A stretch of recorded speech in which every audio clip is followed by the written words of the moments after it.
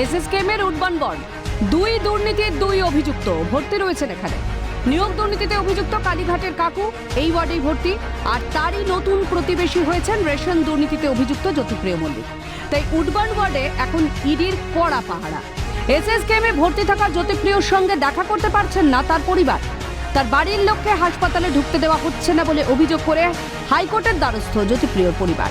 ইডির পক্ষ থেকে আদালতে জানানো হয়, হাসপাতালে বসানো হোক সিসিটিভি, যার মাধ্যমে জ্যোতিপ্রিয় মল্লিকের উপর নজরদারি করা যেতে পারে।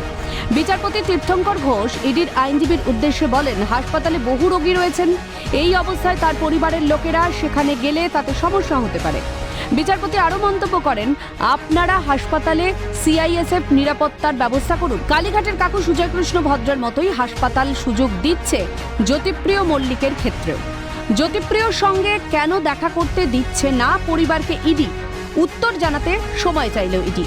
সিআইএসএফ নিরাপত্তা নাকি সিসিটিভি, এই উত্তর শুক্রবার দুপুর 2টোয় মামলার পরবর্তী শুনানিতে আদালতে জানাতে হবে ইডিকে।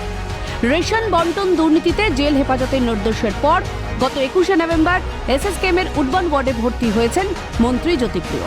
এরপর এক নির্দেশে নিম্ন আদালত জানিয়েছে, হাসপাতালে চিকিৎসক ছাড়া বালুর সঙ্গে দেখা করতে পারবেন না কেউ। এর পাশাপাশি কালীঘাটের কাকুর উপর নজর রাখতে একটা কেবিন পরেই নজরদারিতে রয়েছেন কেন্দ্রীয় বাহিনী জওয়ান ও ইডির গোয়েন্দারা। ফলে বালুর সঙ্গে দেখা করতে পারছেন না কেউ। তাই আদালতের কাছে দেখা করার আবেদন বালুর পরিবারের। অভিরূপা হাজরার রিপোর্ট, ক্যালকাটা নিউজ।